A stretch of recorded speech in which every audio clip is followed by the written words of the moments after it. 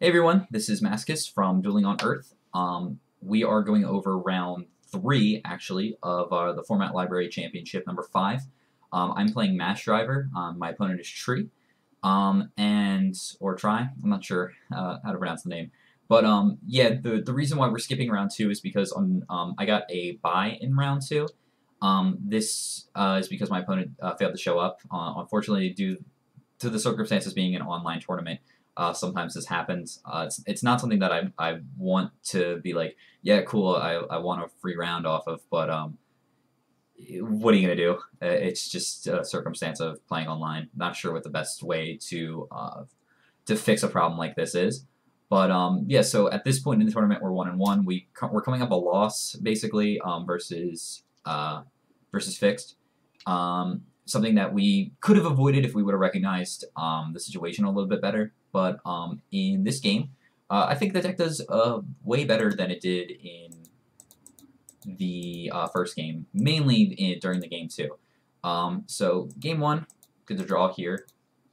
And I draw the DMOC in the opening hand. So nothing that I can really do, just pass. He goes and he summons a giant rat and attacks. So he's on some sort of like RatBox deck. He doesn't have an extra deck, which is a good tell. I draw another card, can't really do anything, just set Giant Trunade.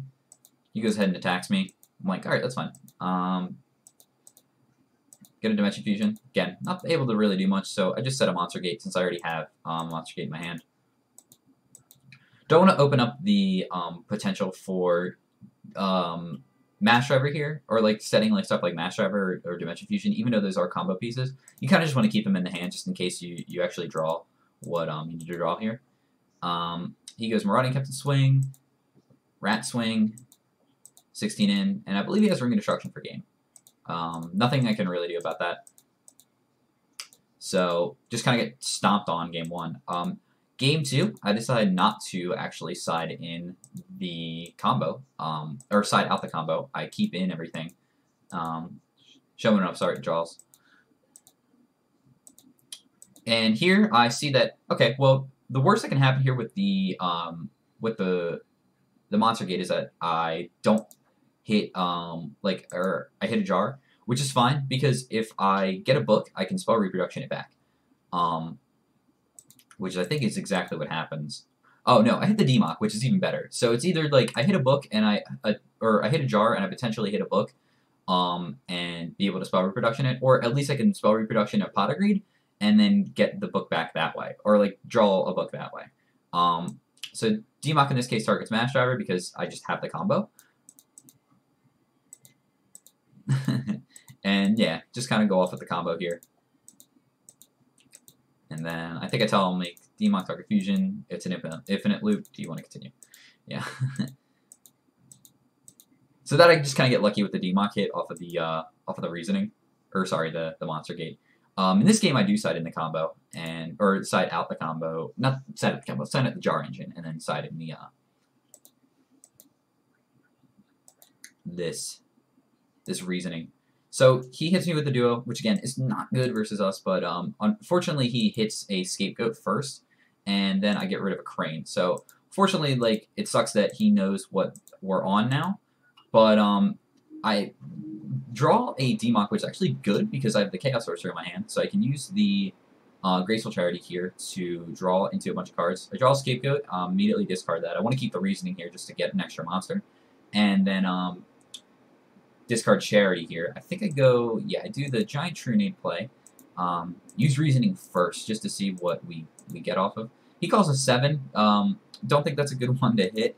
I don't think that's a good number to call ever. Cannon Soldier, pretty good. Here I get this, and then I use Dimension Fusion for Sacred Crane and DMOC. Use DMOC on the stack first, and then use Crane, just to see what you draw. And then I get back to Graceful Charity because I want to see more cards. I'd rather not Reasoning, just because if he actually hits right, I don't get a monster to the board. And then I draw Air Knight, Crane, and BLS, which is pretty fortunate for me. I use Soldier's Effect first. I guess it doesn't matter what order I do this in. I think that he was dead either way, like with just all my monsters on the board. But I just summon all my dudes because I can and just attack everything, and he's just dead. His deck's kind of interesting because he's running Marauding Captain, Exile Force. If he ever summons a Marauding Captain and then another Marauding Captain, then I just like can't attack. I have to deal with it a different way. I would have to use like Chaos Sorcerer to banish stuff, and then that makes the defusion kind of bad. But at this point, he recognizes that as soon as I kill this guy, like in attack over, he's just dead. So yeah, I just drew all my Chaos stuff this game and was able to beat him that way. So yeah, at this junction, I'm feeling okay. I'm 2-1 in the tournament, with one of my losses just being to a very strong player. Yeah, so this is like this is a great example of when the plan comes together, because we were able to, one, we were able to loop them in one of the games, and then two, we were actually able to show off that the reasoning gate package kind of works with the chaos monsters. That we're actually able to set up these incredibly strong boards with like these big monsters out here that are not only hard to deal with, but just do a lot of damage. And having the cannon soldier still in the deck, or having the match driver still in the deck, would allow us to plow through like already established boards and do the extra damage that we would need to do. So that's pretty good. Yeah, so we'll get on to games, or rounds 4 and 5. I'm going to do those in one video, and yeah, it should be fun.